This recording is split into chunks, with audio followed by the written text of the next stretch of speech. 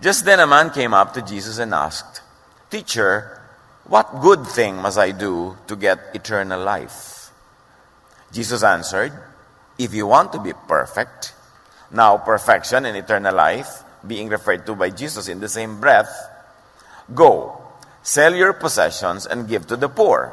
In other words, be kind, especially to the needy. "You will have treasure in heaven." Now heaven, eternal life, perfection, timelessness, all being discussed in one sentence. Then Jesus says, "Come, follow me." When the young man heard this, he went away sad because he had great wealth. Napakagandang tanong, napakagandang sagot. What must I do to have eternal life?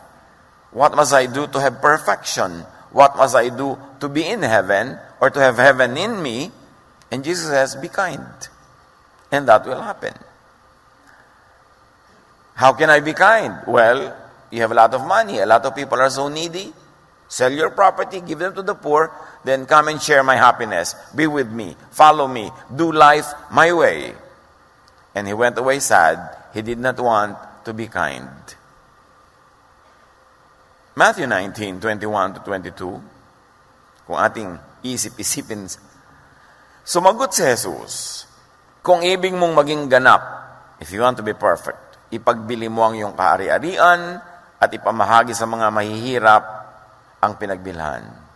In other words, the way to that eternal life, to that timeless bliss and happiness, to that so-called heaven, Jesus says, be kind. Love people. Use the power that you have to empower others. Lift people up. Ang pag-ibig sa kapwa ay kitang-kita dito ang ipinapakita ni Jesus na pag-ibig din sa sarili. Gusto mong mahalin ang sarili mo? Gusto mong magkaroon ng eternal life? Gusto mong makaranas ng heaven in your heart? A slice of heaven? Well, mahalin mo ang iyong kapwa. Kasi ang paraan, ang daan para ka makarating sa ganung estado ay mahalin mo muna ang iba. Na kung ibig mo talagang mahalin ang iyong sarili, mahalin mo muna ang iyong kapwa. Hindi ka pinagbabawalang mahalin ang iyong sarili, pero ang paraan sa pagmamahal sa sarili ay sa pamamagitan ng pagtulong sa mga nangangailangan, paggawa ng kabutihan sa nangangailangan nito. Kapwa muna. Kaya ang tawag kay Jesus at ang kanyang mga ginagawa at mga sumasama sa kanya, the way, ang daan. Kasi marami siyang daan na itinuro na hindi naman yun ang kinaugalian na daan ng kanilang traditional beliefs. Kaya para talaga maunawa si Jesus, you've got to look into the many meanings of His terms. Kahit sa mga inassign ng church in the last 2,000 years na meaning daw ng mga sinabi ni Jesus, dapat suriin uli. Kasi maraming nalilingid, natatago na kahulugan pag ipinako mo lang yung sarili sa isang nakaugali ang pagpapakahulugan. Katalod ng kahulugan ng perfection, ng eternal life, ng heaven. Laging iniisip na iba, yung heaven ay may mga ulap sa kabilang buhay. Well, most of the time, Jesus is referring to another slice of heaven, that which is in your heart. That is peace of mind, that is bliss, that is inner joy, peace that transcends understanding. Isa yan sa mga pakahulugan ni Jesus sa tinatawag na heaven, na hindi mo kailangan mamatay para makapunta ka doon. Sa buhay pa lang na ito ay maaari mo nang makamit. And He shows us the way to that heaven. That's why Jesus is called the way, the truth, the life. So para sa Kanya, perfection, which the man was referring to as eternal life, is in being kind to the needy. At sabi ni Jesus, magkakaroon ka ng kayamanan sa langit.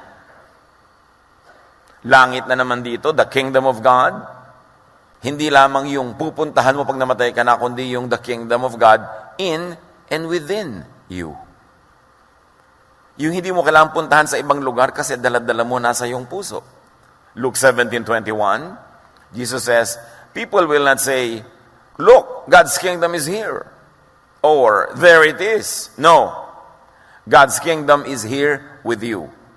In other words, God's kingdom is inside you. Yun ang sabi ni Jesus. And the way to the kingdom in you, the way to you is through others. The way to the kingdom of God is by being kind to others. Although that is not the only way. Pero si Jesus, marami siyang itinuturo na ways how to get to that longed for ideal heaven that people are always equating to the physical place where they go after you die. Pero sabi niya, no, be kind and you will experience heaven. You will experience timeless life, eternal life, na kahit maiksi, kahit sandali, kahit saglit, but it is timeless. It cannot be measured. So, it is like forever.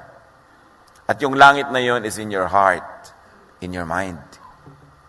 Therefore, yung langit na yan ay spirit, feelings. At paano ka nagiging mayaman? Sabi, you will be rich in heaven, you will have a lot of reward in heaven. Feeling rich at heart is wealth. Yung sa puso mo, nararamdaman mo ang yaman-yaman mo. At yung yaman na yon, hindi yun yung material things.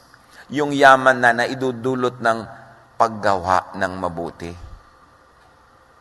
Na ang gumagawa ng mabuti, hindi ka man suklian materially, yung ligayang nadama mo habang ginawa mo yun, naalala mo yun, yun ay yaman, yun ay heaven, yun ay eternal life in another format. Magkakaroon ng kayamanan sa langit, nang ibig sabihin ni Jesus ay sa puso mo. Hindi dinedeny na may langit doon sa kabila, pero sasabi, maraming langit. Maraming eternal life na pwedeng ma-enjoy. Maraming paradise. And one way to that is by being good to others. True wealth is in the heart. True wealth is in feelings. In the good feelings caused by being kind to others. Kayo na mga gumagawa ng mabuti sa kapwa, alam nyo yung ligaya na yon. Yung nakagawa ka ng mabuti, ang saya-saya-saya mo, langit yun. Huwag na kayo mag-antay na mamatay para maramdaman yung langit. Kaya napakaraming mga langit na pwedeng maranasan. Pero ang sabi ni Jesus, the way is kindness. Sabi ni Jesus, sige, ibenta mo yung mga ari-arian, ibigay mo sa mahihirap, at yung mga hindi mo pa naramdaman before, kasi hindi mo pa ginawa yan before, mararamdaman mo, malalaman mo ibig sabihin ng heavenly feeling. Pagkatapos niyan, bumalik ka at sumunod ka sa akin. Makakasunod ka kasi alam mo na yung feeling eh. You will go where I am because you have taken the way that I take, and it is the way of love. It is the way of kindness. Hindi ka pwedeng sumunod sa akin kung physical lang ang pagsunod mo. Pupunta ka sa pupuntahan ko, gagawin mo ang ginagawa ko, pero hindi mo naman nararamdaman yung nararamdaman ko. Kailangan doon tayo magkaisa sa nararamdaman. At mararamdaman mo lang yung nararamdaman ko. You will have my heaven in your heart if you do it my way. And this is, be kind. Nandun ang sikreto. Matthew 25:21. The master answered, doon sa kinalugdan niya na manggagawa, you did right. You are a good servant who can be trusted. You did well with that small amount of money. So I will let you care for much greater things. Come and share my happiness with me. So yun yung sinasabi ni Jesus, come, follow me. Come with me to heaven. Be with me in my kingdom and let my kingdom reign in you. That happiness will be yours. And the way is through kindness. Follow me. Sabi ni Jesus, be with me in happiness, in my kingdom, in that so-called heaven. Follow means I will reign in your heart, and your heart will be my kingdom. Your heart will be heaven within you. Kaya sabi niya, the kingdom of God is within you. Nasa puso. Kailangan nararamdaman mo. Kasi ramdam pag nag-ahari sa iyo ang Diyos. At sa pagpapatuloy ni Jesus, at sa kwentong ito, narinig ng mayaman yung sinabi ni Jesus, nalungkot. Pagkarinig nito, malungkot na umalis ang binata sapagkat siya ay napakayaman. So you see, malungkot is negative feelings. Ang sinasabi ni Jesus, come and share my happiness, that's positive feelings. And what makes the difference between negative and positive feelings is your willingness in your actual deed to be kind. So malungkot siya, negative feelings, kabaligtaran ng positive feelings or happiness. Meaning, ang malungkot means non-heaven, and it could be hell. So you can have heaven, you can have hell in this life as well. You don't have to wait to die. Kasi pag malungkot ka, hell yun. Pag masaya ka, heaven yun.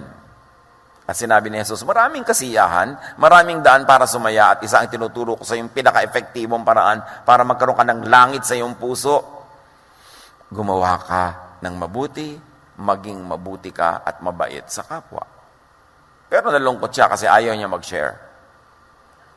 Mas mahal niya ang kayamanan higit sa kapwa-tao, which means mas mahal niya ang kayamanan kaysa kanyang sarili, kasi ang sabi, mahalin mo ang iyong kapwa tulad ng pagmamahal mo sa iyong sarili. So kung hindi mo mahal ang iyong kapwa, ang totoo nun, hindi mo rin mahal ang iyong sarili. Sa pag-maintain mo ng kayamanan, akala mo minamahal mo ang sarili mo? No. Kasi yun ang naging hadlang para ka nga sumaya, edi hindi pala. Mas mahal niya ang kanyang sarili higit sa langit, higit sa Diyos, higit kay Jesus. Therefore, hindi totoong ibig niyang sumunod kay Jesus. Yung maiksing kwento na yun, pag inanalyze mo, sabi niya, Master, gusto ko pong sumunod sa inyo. Talaga? O sige, my way is the way of kindness. You want to take it my way? Do it my way, then be kind. How can I be kind? Well, give your money to the needy kasi they are very needy. Not that pag susunod ka kay Jesus, gusto niya maubos ang kayamanan mo rin. No. Alam kasi ni Jesus na ang hadlang sa taong ito, yung pag-ibig niya sa kayamanan niya eh. Kaya hindi niya maibig ang kapwa at ang lingid sa kanya, hindi rin niya maibig ang kanyang sarili dahil ang first love niya, pera. Marami mga tao, mga kapatid, ang first love, pera, pati sarili, hindi mamahalan tama. Lumilikha ng mga kaaway para lang sa pera. Eh, mahal mo ba yung sarili mo? Lumilikha ka ng kaaway? Nakikipagkasira sa mga kaibigan? Minsan sinisira pa ang sariling kalusugan dahil sa pera. Inilalagay at sinusuong ang sarili sa panganib dahil sa pera. Di pera mahal mo, hindi ang sarili mo. Kaya sabi ni Jesus, linawin mo muna yan. Kung talagang gusto mo sumunod sa akin, magkalinawan. Kailangan, hindi pera ang number one mong love. Love for others means putting others first. 1 Corinthians 10:33, tularan ninyo ang ginagawa ko, sabi ni Pablo. Sinisikap kong mabigyang kasiyahan ng lahat ng tao sa bawat ginagawa ko. Hindi ko inuuna ang sarili kong kapakanan, kundi ang kapakanan ng marami. So selfishness and kindness means hell. It doesn't mean heaven. So yung mga tao makasarili, mga taong unkind, wala sila sa heaven ngayon. Kahit kiniklaim nila na pupunta sila sa heaven in the future because of some religious affiliation or something they did in their lives. Pero ngayon, pagka ikay makasarili at hindi ka mabait, kahit linlangin mo ang iyong sarili, hindi ka masaya. Ano ang mga blessings in, of, and for kindness? Ano ang blessing para sa mabait? Ano ang blessing ng kabaitan? Ano ang blessing na dinadala ng kabaitan? Kindness is easy and easier for the brain. Interestingly, there has been a lot of scientific studies on the brain and on the emotions and the lifestyles of people. At marami ng findings ang siyensya, and one of that is, mas madali maluwag ang isip ng taong mabait. Mas madaling dalhin ng isip ang kabaitan kaysa yung kabaligtaran nito. Why? Because humans are social beings. And we succeed more easily by cooperating with others. Kahit nga, di ba, yung mga hunter dogs, pag nag-hunt sila, sama-sama para sila magtagumpay. Even lions, when they hunt, sama-sama sila para magtagumpay. Ang mga isda, ang dami nila nagsasama-sama para pag may kumain sa 10, may buhay pang 20 para magtagumpay yung species nila. Laging ang tagumpay sa cooperation. And cooperation, for it to happen, needs interconnection. At sa interconnection, makakasali ka lang sa interconnectivity ng mga kapwa mo kung ikay mabait. Mapupwera ka pagka hindi ka mabait, pag ayaw nila sa'yo, pag galit sila sa'yo, mas maloob nila sa'yo, puwera ka. That's why kindness is hardwired into our brains. Studies of the brain, studies of the mind have discovered that really the mind is designed for kindness. That the mind is more at peace, it is more rested, it is happier when it is doing acts of kindness. And it has been found out that it takes more effort for our brains to be unkind than to be kind. Obserbahan nyo, mga kapatid, talaga naman nakakapagod yung maging selfish. Nakakatanda, nakaka-stress. Bakit? Selfishness makes the brain consider and analyze a lot more things. Selfishness makes the brain work harder or hard. Yung pag selfish ka, iniisip mo, paano ko kaya maiisahan itong mga taong ito? Paano ko kaya iiwasan itong utang? Paano kaya ako tataka sa mga mamamas ko? Paano kaya ako makakalamang? Paano kaya ako magbumukha-mukhang mahirap para walang lumapit sa akin at magpatulong? Paano ko kaya masosolo tong isang row ng silya na ito? Paano ko kaya makukuha ang gusto kong kuhanan? Selfishness makes you work so hard. Pagod ang utak ng makasarili. Selfishness is stressful. Nakakatanda. Yung masyadong karamutan. Maraming isipin ang makasarili. Maraming isipin yung unkind. Bukas pa lang may pupuntahan ngayon, dinedesign na kung paano siya makakalundag sa pila. Paano maiisahan ng makamag-anak niya sa mga mana pag namatay yung matanda. Yung ang daming binabalak ng taong selfish. Pagod ang isip niya. Hindi tahimik. Matthew 5:43, narinig niyo yung sinabi, ibigin mo ang iyong kapwa at kamuhian mo ang iyong kaaway. Ngunit ito naman ang sinasabi ko, ibigin ninyo ang inyong mga kaaway at ipanalangin ninyo ang mga umuusig sa inyo. Bakit yun ang turo ni Jesus? Doon tahimik. O may kaaway ka, ipinag-pray mo, edi nawala na yung galit mo, pinatawad mo na siya. Kasi galit na galit ka at isip ka ng paraan kung paano ka makapagiganti. Mas madaling maging mabait. Mas madaling maging mabuti. Kaya sabi ni Jesus, sundin nyo ang aking paraan. Marami kayong kaaway, patawarin nyo, ipanalangin nyo. O pinipilit niyang hingin ng jacket mo, ibigay mo ang t-shirt mo. Tahimik ka. Sabi niya, you know what? My yoke is easy. My burden is light.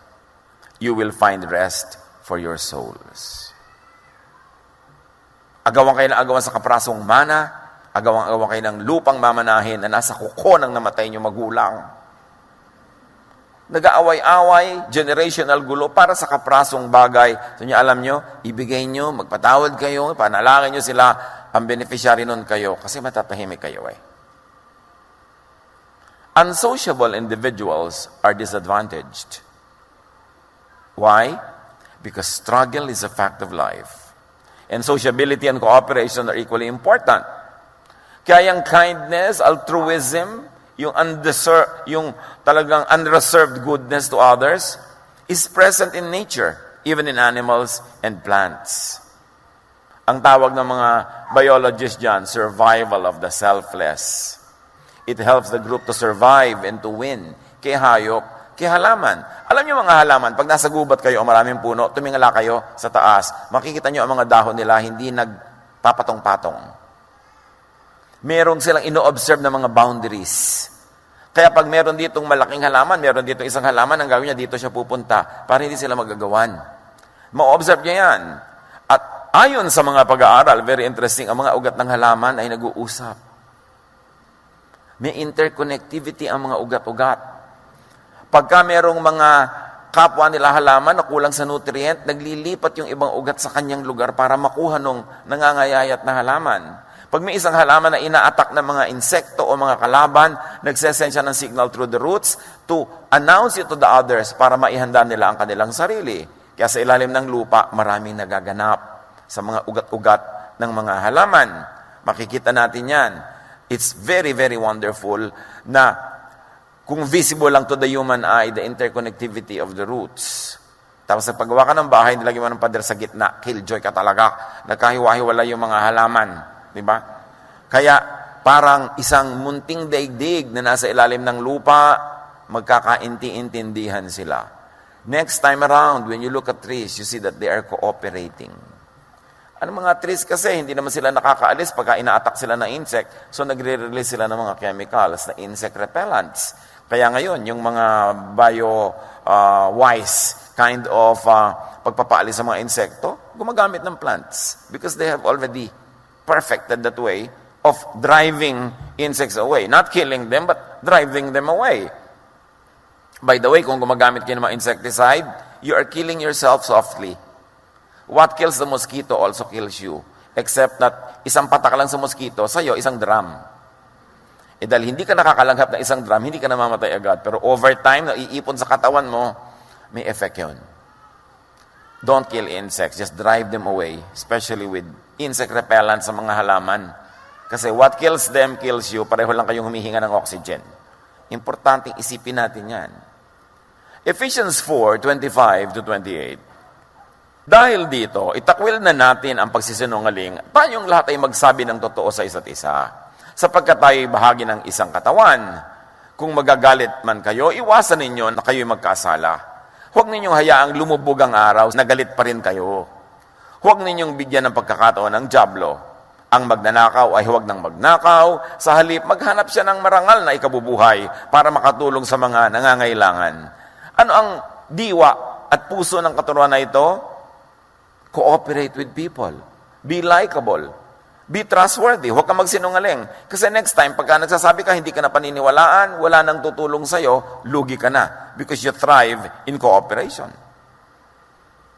Huwag ka na magalit na matagal. Kasi pag magalit, lumalayo ka. O sila lumalayo sa'yo, lugi ka. Wala kang kaka-ooperate sa buhay. So, importante yan. Huwag kang magnakaw kasi hindi ka pagkakatiwalaan. In fact, mag-create ka ng honest surplus income nang makatulong ka sa iba. Para ano? Para magustuhan ka nila. Para kasama ka na naman sa asosasyon. Kasi ang talagang tunay na survival at ang tunay na pamumulaklak at pamumunga ng buhay, marami kang katulong. Maraming tumutulong sa iyo at marami ka rin tinutulungan. That is the design. Therefore, ang turo ni Jesus is kindness to one another. Goodwill, cooperation, it means your own happiness. Maling-mali yung akala nila sa pandaraya, sa pakikipagkagalit, sa panglalamang, mananalo sila. Maiksing panahon lang yung panalo na yon. Pero may balik yon at mas disadvantageous para sa'yo. Kaya ang tunay na pagmamahal sa sarili, mahalin mo ang sarili mo through and by loving others first. Pag namahal mo na sila, babalik sa iyo yung pagmamahal na yon. Isusukli nila sa iyo, hindi man sila ang direct na magsukli nun. The universe runs in perfect balance, it will go back to you. Pero yung pagmamahal na ayaw mo nang ibigay sa kanya para bumalik sa iyo, yung pagmamahal mo, tinitiyak mo sa iyo lang, akin lang, hindi ko aalisin. In this kind of arrangement, you lose what you keep. Because in the world of love, you keep only what you give away. And you lose what you selfishly try to keep for yourself. Yan ang mga kabalintunaan ng buhay. Ano pa ang benefit ng kindness? Blessing ng kindness? Kindness is healthful for the brain. Needless to say again. Researchers have studied people who donated a kidney to a complete stranger. Alam nyo ba na may mga tao na yung isang kidney nila, sa dalawang kidney only na meron sila, merong mga nagbibigay niyan to complete strangers. At sinundan sila ng mga pag-aaral, ang mga findings, extreme altruist brain structure differed from a normal person's. Yung sobrang bait, extreme ng bait, iba ang itsura ng brain niya sa mga karaniwang tao lamang. Extremely kind people, yung brain nila are opposite of what a psychopath's brain look like. And a psychopath, one of the definitions ng psychopath, people who have less or no compassion. Yung psychopath. Yung taong mababait, gumagawa ng mga kabutihan at kabaitan, ibang-iba ang shape ng brain nila, ibang-iba ang structure, ibang-iba ang pagkakabuo ng brain nila kaysa sa mga taong psychopath or walang pagmamahal, walang compassion, walang alalahanin tungkol sa iba. Kaya ang sabi ng Romans 12:2, do not conform to the pattern of this world, but be transformed by the renewing of your mind. Then you will be able to test and approve what God's will is, His good, pleasing, and perfect will. In other words, baguhin ang buong buhay, baguhin ang pag-iisip. Kaiisip mo ng kabaitan, yung shape ng brain mo naiiba, nagiging shape ng mabait na brain. Kasi ganyan lang yan eh. Either talagang yung brain mo, nando na inborn na ang bait-bait. So lahat ng gagawin mo, puro kabaitan. O sa kagagawa mo ng kabaitan, kahit sa simula ay mahirap gawin, napapasunod mo rin yung brain mo. Kaya yan ang puro itinuturo sa Bible. Tinuturo ni Jesus, mabait ka. Akala na iba, dinulogi ako. No. Because in the long run, yan ang talagang way to prosperity, the way to goodness and kindness, and the way to eternal life, the way to heaven, the way to a heaven, a slice of it being experienced by you in this life. Kindness is the way to happiness, not unkindness. Alalahanin niyo lang mga taong kilala niyo, yung talagang mababait at saka yung talagang mga hindi mababait. Sa palagay niyo, sino talaga yung masaya? Hindi mahirap masabi. Because kindness is the way to happiness. Again, studies have shown that unkindness creates fluctuating happiness. Sa mga sinusundan ng mga tao at pinag-aaralan ng kanilang ginagawa at nagiging bunga sa kanilang emosyon, yung mga unkind, yung mga cruel, nagkakaroon din yan ng happiness. Yung mga distorted pleasure. Pero sandali lang. Tapos wala uli. Kaya kailangan gumawa na naman sila ng mali, ng masama, para maramdaman na naman nila yung baluktot nilang kaligayahan na yun. Because unkindness creates ever-changing, transient happiness. But kindness results in a longer-lasting and authentic happiness. Interestingly, a lot of studies have been done in this field. Happy people are kind people. And kind people, or those who do kindness, become happy. Kahit sa simula, plastic ka pa lang sa kabaitan mo. Uulit-ulit mo yan ang naging habit mo, naging yun na ang shape ng brain mo, nagiging totoo na ang iyong kaligayahan. Kaya sanayan yan eh. Dapat sanayan ang sarili sa paggawa ng mabuti, ng mabait, kaysa sa paggawa ng kabaligtaran nun. James 3:16, sapagkat saan man naghahari ang inggit at makasariling hangarin, maghahari din doon ang kaguluhan at lahat ng uri ng masamang gawa. So pag inggit ka, makasarili, selfish, mapanira, ang kasunod nun gulo. Paraming mga kasamaan, ipinunla mo kasi ay kasamaan. Philippians 2:1-4, do nothing out of selfish ambition or vain conceit. Why? Because it will isolate you from people. Rather, in humility, value others above yourselves. Why? You will be liked. And you will be included in the web. And you will be a winner. Together with everyone else. Not looking to your own interest, but each of you to the interest of others. Cooperation. Because in life, it is a cooperative that will flourish.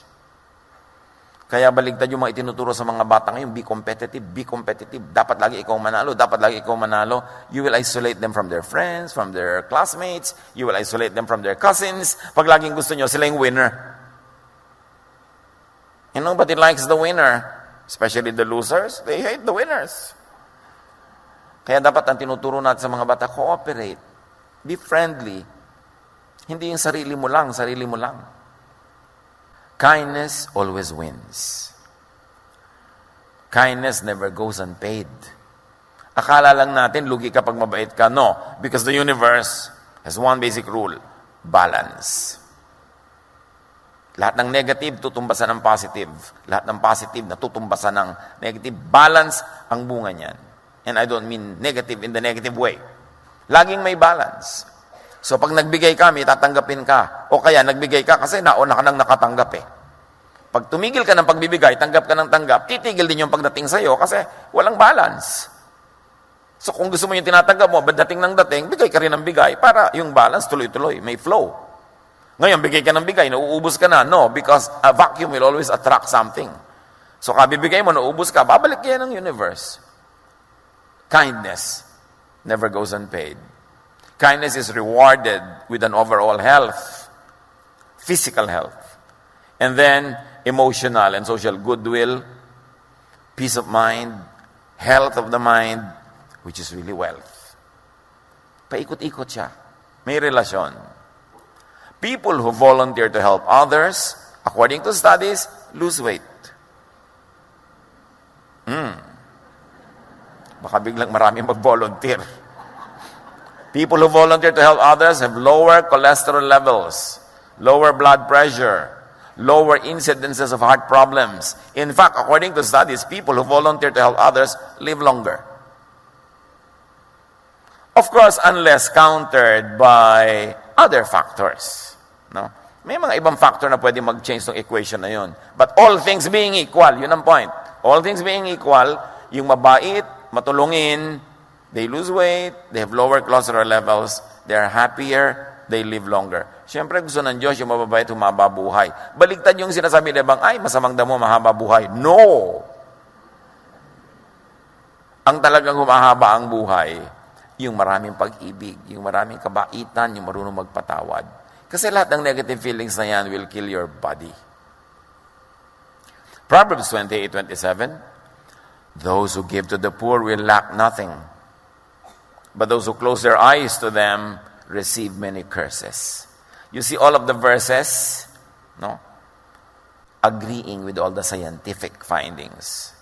Or, say it another way, the scientific findings agree with what the Bible had said long ago. Na talagang malaking blessing maging mabait. Ano yung mga curses pagka hindi ka mabuti sa kapwa? Marami yan. Pero isa dyan is guilt. Kasi tao ka, may kaluluwa ka, may espiritu ka, nilikha ka ng Diyos. Kahit ignorin mo yung guilt mo, meron. So merong latent guilt, hindi visible. Yan ang nakakalikha ng maraming sakit. Kaya maraming mga tao, di ba, may sakit, hindi malaman sa laboratory kung anong dahilan. Maring espiritual. Because we are spirit, body, soul. Hindi lang tayo body. Ang nakikita lang ng laboratory test, body. Hindi nila nakikita yung spirit. Pero yung spirito na negative, emotion na negative, nakakapagkasakit yan. Kaya ang itunuturo ni Jesus lagi, alisin mo yung negative emotion, magpatawad ka, humingi ka ng tawad, makipagkasundo ka, be humble, doon ka lulusog. And kindness multiplies. Ilabas mo yung good side mo na galing sa Diyos para yung kapwa mo ma-encourage na yun din ang ilabas niya. Because kindness multiplies. Obserbahan nyo ang mga pamilya na uso karamutan, yung madamot. Minsan may nagpasimulan yan, either yung tatay o nanay o yung kuya o yung ate. So na yung uso sa pamilya nila yun. May nagpauso. Dapat ang pausuhin natin yung kabaitan, yung kabutihan. Kasi meron din kabaitan bawat isa na pwede nilang ilabas kung nai-inspire sila. Kung na-encourage sila. Kindness spreads. Kindness leads to a chain reaction of others doing acts of kindness as well. To themselves, to others, to you. 2 Corinthians 9:11, pasasaganain niya kayo sa lahat ng bagay upang mas marami ang inyong matulungan. Sa gayon, lalong darami ang magpapasalamat sa Diyos dahil sa inyong tulong na dadalhin namin sa kanila, sabi nitong mga workers. What was the context? Merong taggutom noon. Sa isang bahagi ng mundo, itong mga Corinthians collected a lot of blessing para ipadala nila doon sa mga kapatiran, specifically sa Jerusalem. At sabi, alam nyo, dahil sa ginagawa nyo yan, maraming magpapasalamat sa Diyos. At alam nyo ba na pag may nagpapasalamat sa Diyos, lalong ginaganahan ng Diyos na mag-blow out. So dahil sa ginagawa nyo, magpapasalamat sila, lalong babaha ang blessing, magiging mabuti para sa ating lahat. Kindness opens the heart and then the mind. Yes, iba talaga yung heart sa mind, but that's another topic. But you begin with the mind, you can affect the heart. When you affect the heart, you can go to the mind. Kahit ano yung bukas na entry point, doon ka pumasok. Yung mga kamisas, alam mo, may kutob ako, heart yun. Kasi yung mind mo, may ibang sinasabi. Yung intuition, maganyan, parang dapat agree. Merong tao na andyan, sabi mo, bakit kaya parang mabigat ang dugo ko sa kanya? Wala namang masabi yung mind mo na dahilan. It is your heart speaks. And most of the time, unless baloktot ang puso mo, tama yung kutob. Kasi may ibang nagsasalita sa iyo. You are a spirit. You are a spiritual being. And so the spirit world also speaks to you. Sometimes, in spite of what the material world tells you. Kaya marunong ang tao, dapat makiramdam sa ganito mga bagay. But kindness opens the heart and the mind. The more giving one becomes, the more one becomes forgiving. The more one understands people who are different from oneself. Pag tayo'y palabigay, may nagsisimulang proseso na nagiging ending, nagiging mapagpatawa din tayo. Mahirap maunawa ang koneksyon. Siguro sa mga darating na mga pag-aaral, makukonect. Pero ngayon, take it at that. Kung gusto mong matutong maging mapagpatawad at mahirap gawin yon, magsimula ka munang maging mapagbigay. At pag mapagbigay kang ganon, may nangyayari sa kalooban mo, may kasunod, nagiging mapagpatawad ka rin. Pag mapagbigay ka at mapagpatawad ka, may mangyayari pa, mas nauunawa mo ang mga taong dating ayaw mong unawain. Mas natatanggap mo ang mga taong dati hindi mo matanggap. And it all starts with just the plain act of giving. Just give. May taong naiinis ka, padalan mo ng ulam. May taong nagagalit ka, padalan mo ng magagandang bagay. May taong ayaw sa'yo, hindi ka pinapansin, humingi ka ng tulong sa kanya. Yung hindi masyadong mabigat ha. Baka lalong magalit sa'yo. Pero usually people like to help. When you ask people to help. So alam mo, masyado naman pong importante yung taong yun, baka hindi ako pansinin, humingi kang tulong. Basta hindi nakakainis na tulong, hindi yung laging nandun ka na lang lagi. Yung expertise niya, hingin mo yung konting advice. People like to help. That's our nature. Begin the cycle of receiving or giving. At kung saan ka man magsisimula, ikaw yung receiver or recipient, just start. Because miracles happen when these things start. Kind people embrace and care for others. And if you embrace and care for others, you understand and appreciate yourself better. Mga kapatid, maraming mga tao, kilala ko, nag-aral ng psychology para maunawaan nila hindi ang mundo, kundi ang sarili nila. At marami rin mga tao, nauunawaan nila ang sarili nila sa pag-unawa muna nila sa kapwa. Pag may gulo kayo sa inyong sarili, hindi nyo maintindihan yung sarili, naguguluhan kayo, unawain nyo muna ang iba. Tanggapin nyo sila, mahalin nyo sila, at may magaganap, may mabubuksang isang nakalak na pinto patungo sa iyong inner self.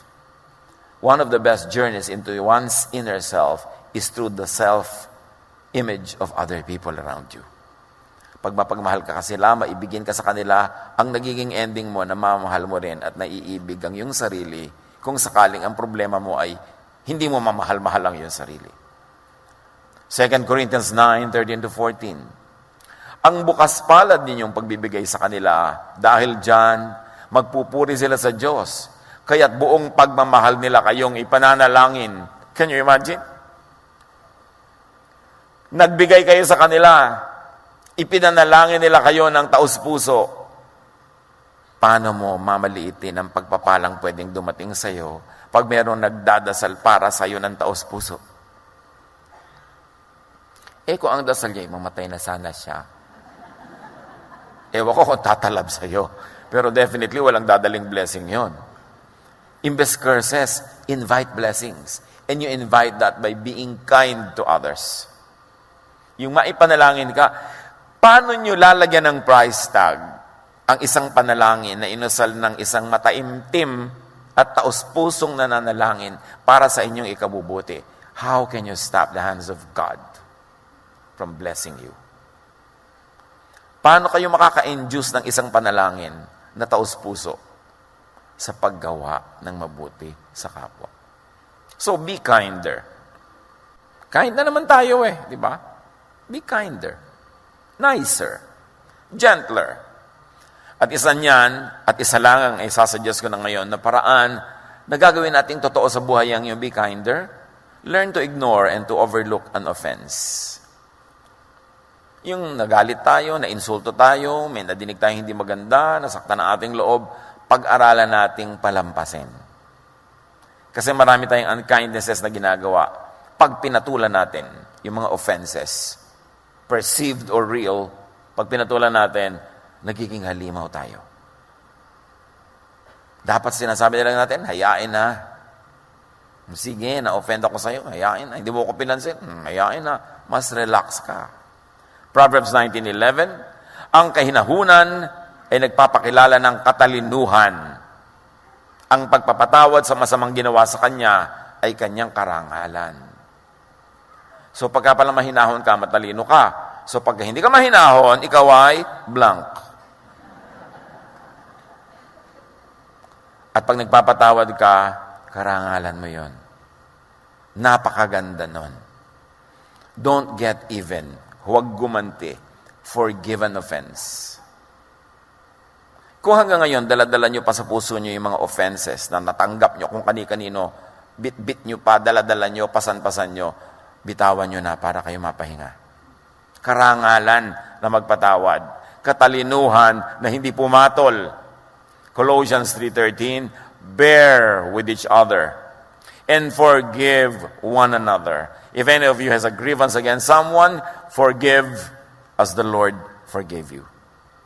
What will it lead to? Restoration, unity, kindness, happiness. They are very interrelated. Do not return an offense. Huwag gumante. Do not take revenge. Isang malaking kahangalan na maghiganti. Tumabla. When you get even with people, it means you go down to their level. Pag pumatol ka, bababa ka sa kanilang kalagayan, pareho na lang kayo. So ano pa ngayon ang ipagmamalaki mo? Pareho na lang kayo. Romans 12:17-18, do not repay anyone for evil. Be careful to do what is right in the eyes of everyone.